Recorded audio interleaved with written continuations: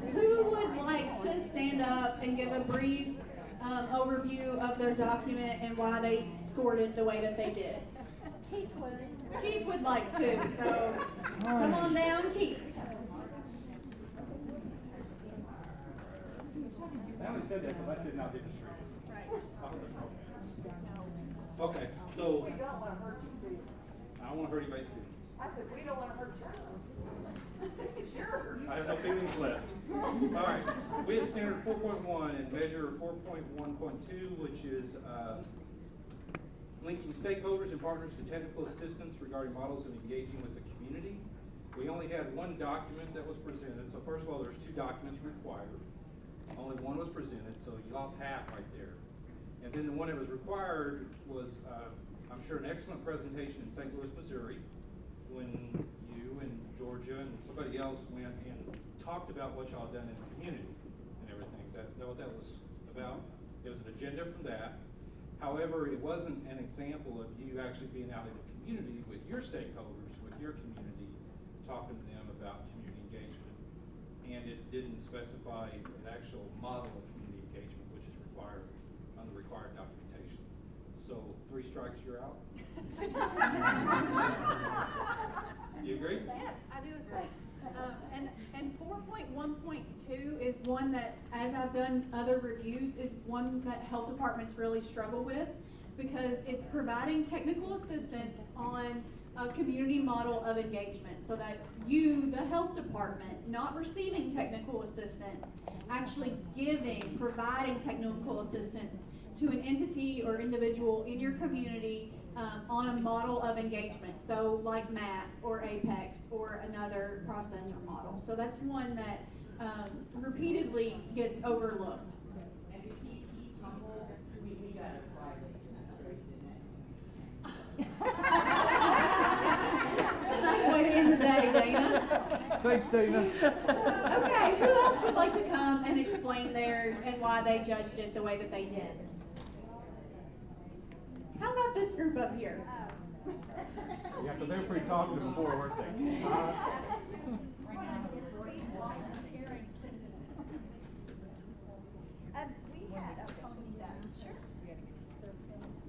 We had standard 11.2, establish effective financial management systems, and that was to seek resources to support agency infrastructure and processes, programs, and interventions. The document, which we have right here, we kind of went with the fact that it was requesting 2 different types of documentation for 1 and 2. So were we grading it on everything or just one portion? Just 2. Okay, because if we were grading it on everything, 1 and 2, you were going to get a not demonstrated. But if we're looking at just 2, we gave you a slightly demonstrated. We had 1 example. We actually had 2 different documents. One was a letter to the senator explaining about a request for them to fund public health in their state, and it was written from Georgia directly to him. And so we felt, okay, that's nice as one documentation, and then as the second document with it, to us it was just a response. His kind of responding to what he was going to do. So we didn't really count that as a documentation. We might have been leaning it, I'm not for sure. What's your take on that? Well, honestly, that was the one that I threw in from the Three Rivers examples that was supposed to be fully demonstrated. And it was judged fully demonstrated. And it's appropriate communication with others concerning the need for improvement in public health. So it was a letter to Mitch McConnell, who's the Senator. Yes, who's our senator and also something big in Washington.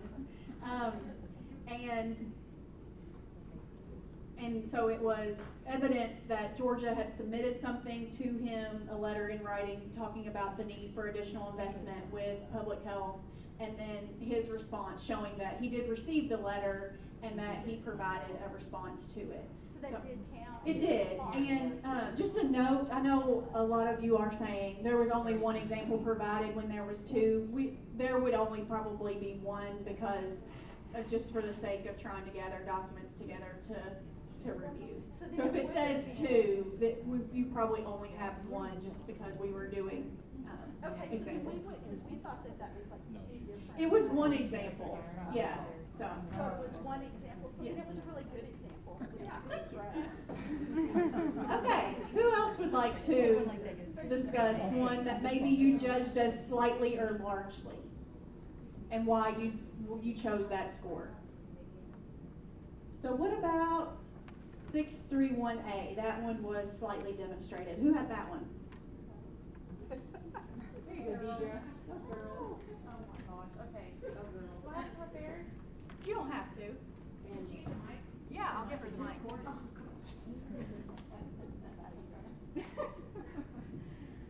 We had 6.3.1, which was to maintain current written procedures and protocols for conducting enforcement actions.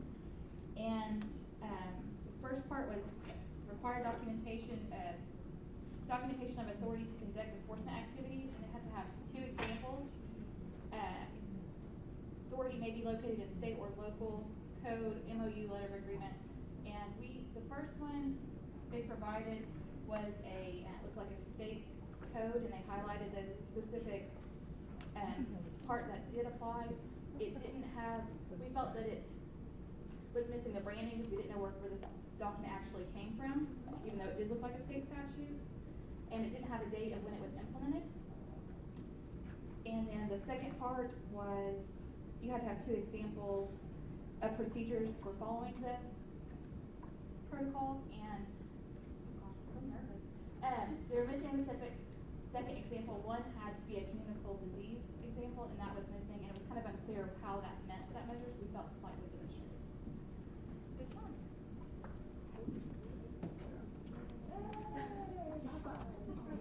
Okay. Let's hear from one more group. Somebody on this side of the room. Who wants to talk about theirs?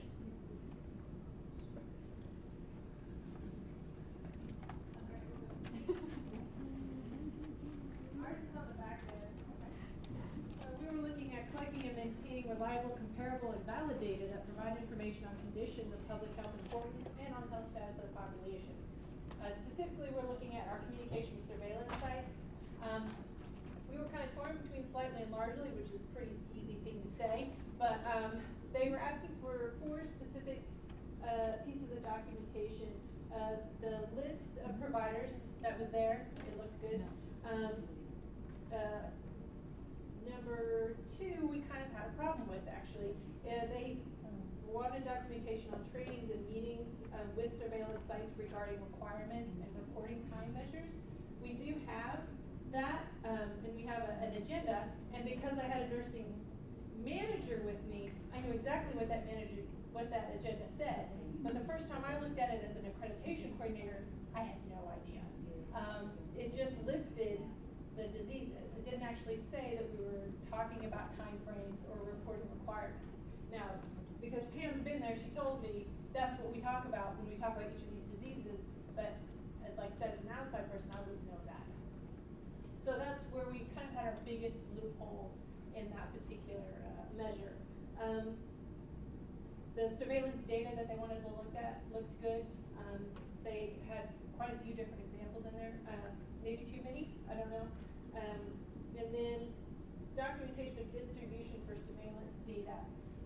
They had one good email in there, and then the second one we weren't sure where it was actually sent to, so that we might have needed some sort of send it to, and I may have just been reading wrong. Good job. Lots of feedback. Okay, was this activity helpful in starting your thought process on how to judge stuff, judge documentation? Okay. Well, on behalf of Lowry and I, thank you so much for having us to Oklahoma. We really enjoyed our time with you all today, and please stay in touch with us if you have questions. NACHO has a plethora of resources, and it's always so helpful when you have questions. And after you submit your application, you can be a part of the Accreditation Coordinators Learning Community, which is also another excellent network of individuals. And I have some business cards that I'll leave up front. Do you want me to turn it over to Lynn for some closing thoughts?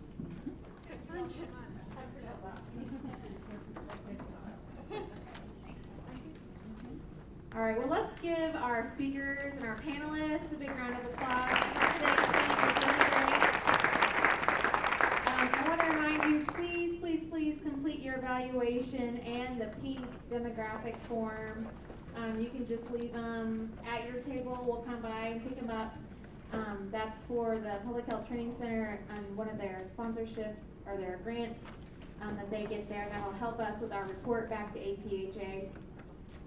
Also, you will probably get an email later this week from OPHA asking you about your involvement or your interest in next steps. We're going to be developing a gap analysis toolkit more relevant for Oklahoma, and so we really need your involvement to get that put together. And so look for that email. Again, thank you for our sponsors.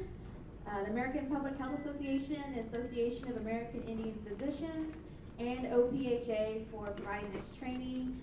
And again, the planning committee, you guys are awesome. Just raise your hands. I really want everyone to come up front, but I won't make you guys do that. Lucretia, Dana, Sally, Tom, who else? Vicky. I feel like in one of those award shows. Jacob, I want to thank my mother, my father, just kidding. So yeah, feel free to stay a while, ask some questions, complete your evaluations, and again, thank you so much for attending and drive home safely.